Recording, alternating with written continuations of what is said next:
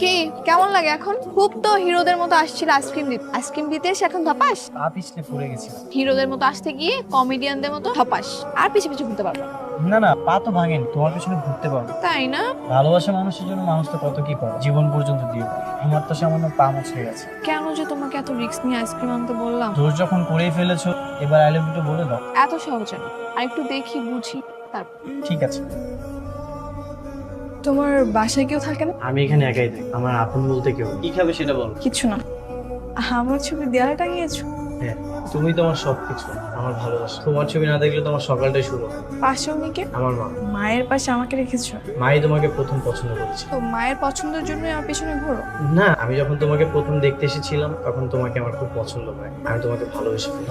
আমি তাহলে চলে যাই। আমার উত্তর কালকে সকালে দিব। ঠিক আছে, বাই। শোনো, লাভ ইউ।